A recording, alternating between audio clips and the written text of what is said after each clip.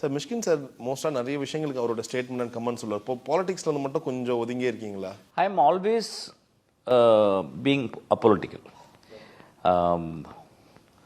ஏன்னா நிறைய பாலிடிக்ஸ் பற்றி படிக்கிறதுனால ஐ எம் பீங் அப்பாலிட்டிக்கல். ஏன்னா I don't want to B.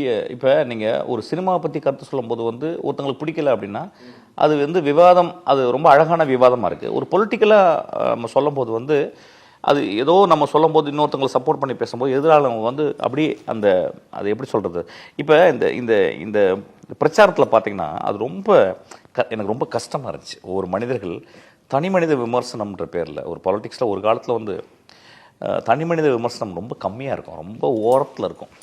ஆனால் இப்போ வந்து மீடியா இவ்வளோ பூமில் இருக்குது, உடனே ரீச் ஆகுறதுக்காக நம்மளுடைய மொழியே ரொம்ப மாறிடுச்சு ரொம்ப. ஸோ அதனால் வந்து நான் ஃபஸ்ட்லேருந்து முதல் படத்துலேருந்து ஐ வாஸ் வெரி ஸ்ட்ராங், ரொம்ப ரொம்ப கிளியராக அப்பொலிட்டிக்கலாக இருக்கேன். அப்பொலிட்டிக்கல்னால் என் படங்கள் பாலிட்டிக்ஸ் இருக்கும், அதாவது வந்து பேய தேவதையாக்குற பாலிட்டிக்ஸ் இருக்கும், மனிதருக்குள்ளே இருக்க பௌத்தம் இருக்கும், தத்துவமசி இருக்கும், இஸ்லாத்து இருக்கும், இஸ்லாம் இருக்கும், அதுக்கப்புறம் வந்து பிப்ளிக்கல் ஸ்டோரிஸ் இருக்கும். இதுவே ஒரு பாலிட்டிக்ஸ் தான், அது வந்து டீப்பராக. பட் இன்னைக்கு ப்ரெசன்ட் டே பாலிட்டிக்ஸை நான் படங்கள்லையோ நான் என்னுடைய லைஃப்லையோ நான் உள்ளே சேர்த்துக்கிறது, அது ரொம்ப பர்சனலான விஷயம் பார்த்துக்கிறேன். பட் இன்றைக்கி நடந்தது வந்து ஒரு பெரிய மிராக்கல் நடந்திருக்கு. ஸோ நான் அதையும் நான் பார்க்குறேன். அதுக்காக நான் வந்து ஓடி ஒளியலை இங்கே. ஏன்னா நான் 2 பேர்ட்டையுமே ஒர்க் பண்ணியிருக்கேன், 2 பேர்ட்டையும் ஒர்க் பண்ணி 2 பேர்ட்டையும் ரொம்ப டீப்பராக நான் இருந்திருக்கேன். ஆக்சுவலாக இன்றைக்கி மக்கள் இந்த முடிவு எடுத்திருக்காங்க. இந்த முடிவை நம்ம வந்து வரவேற்கணும். அப்புறம் நான் வந்து I would say that Vijay is 1000% deserve this actually. Because நான் வந்து நான் சொல்லேன் ஒரு ஐ திங்க் ஒரு 1 இயருக்கு முன்னாடி நான் வந்து ஒரு மேடையில் வந்து அவரை பற்றி ஒரு லெஜண்ட் சொன்னதுக்கு ஒரு பெரிய விமர்சனம்லாம் வந்துச்சு, ரொம்ப இதெல்லாம் திட்டினாங்க.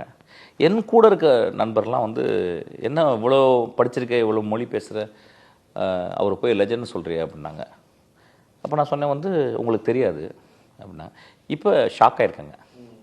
2 சீட்டு தான் வரும், 2லேயும் தோற்றுருவான் அந்த பையன், சினிமாவே பாலிட்டிக்ஸே தெரியாது, இப்போலாம் எவ்வளோ விமர்சனம். என்ன ஆஃபீஸ்லேயே கிட்டத்தட்ட ஒரு 100 பேர் வந்து டிபேட் பண்ணுவாங்க. அப்படியே நான் ரொம்ப காமாக இருப்பேன்.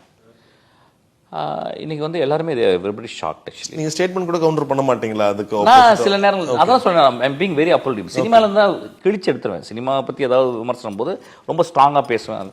இதில் வந்து எனக்கு ரொம்ப நான் ரொம்ப போகிறதில்ல. நான் வந்து இதை நான் தலைநின்று மட்டுமே பார்க்குறேன் ஆக்சுவலாக. ஸோ அதனால் வந்து I don't want to hurt anybody. அதனால் நான் ரொம்ப அமைதியாக இருக்கேன். ஸோ அது மாதிரி தான் every of my friend they were shocked actually. They are all shocked actually. இப்போ எனக்கு இது தெரியுமா அப்படின்னா, எனக்கு ஒரு 15 நாளுக்கு வந்து ஒரு சாதாரண விவசாயிகிட்ட போயிட்டு அவர்கிட்ட போய் ஐயா என்னையா எப்படி இருக்கீங்க அப்போ கேட்கும்போது அவர் எத்தனாவது படித்தா 5வது கூட அவர் படிக்கல. அவர் சொன்னார் வந்து 60 சீட்டு வருனார். எனக்கு ரொம்ப ஆச்சரியம். நண்பர்கள் சொன்னீங்க ஒரு விவசாயி 15 நாளுக்கு முந்தைய சொல்கிறாரு, நீங்கள் இப்படி சொல்கிறீங்களே அப்படின்னு. அப்புறம் அவங்களாம் யாரும் நம்பலை. அன்றைக்கி வந்து ஒரு பெரிய மிராக்கல் நடந்திருக்கு. இது இது இப்போ நான் ஒரு ஃபில்ம் மேக்கராக, ஒரு கதாசிரியனாக இதில் எது நான் என்ன புரிஞ்சுக்கிறேன்னா, சித்தாந்தங்கள் அடிப்படையிலையும் அல்லது கொள்கை அடிப்படையிலையும் இருக்கும்போதும் அன்பு அடிப்படையிலையும் ஒரு தலைவன் தேர்ந்தெடுக்கப்படுகிறான் அப்படின்றது தெரிஞ்சிச்சு.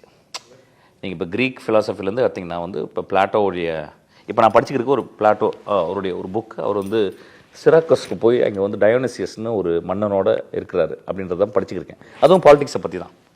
ஏன்னா அதிகமாக பாலிடிக்ஸை பற்றி முதலாக எழுதப்பட்ட புக்கு வந்து ரிப்பப்ளிக், அதாவது பிளாட்டோடைய ரிப்பப்ளிக். அதெல்லாம் படிச்சுக்கேன். அப்போ எனக்கு என்ன தெரியுதுன்னா வந்து ஒரு சித்தாந்தங்கள் மூலிமா மட்டுமே இல்லை, முழுக்க அன்பாலையும் ஒரு தலைவன் தேர்ந்தெடுக்கப்படுகிறான். எப்படி எம்ஜிஆர் தேர்ந்தெடுத்தோம், அவர் எப்படி தேர்ந்தெடுத்தோம், அதே மாதிரி தான் தேர்ந்தெடுத்திருக்காங்க அப்படின்னு நினைக்கிறேன் ஆக்சுவலாக. இது வந்து நம்மளுக்கு பெரிய ஷாக்கிங்காக இருக்கும். நிறைய பேருக்கு ஷாக்கிங்காக தான் இருக்குது. ஆனால் எனக்கு ஷாக்கிங்காக இல்லை.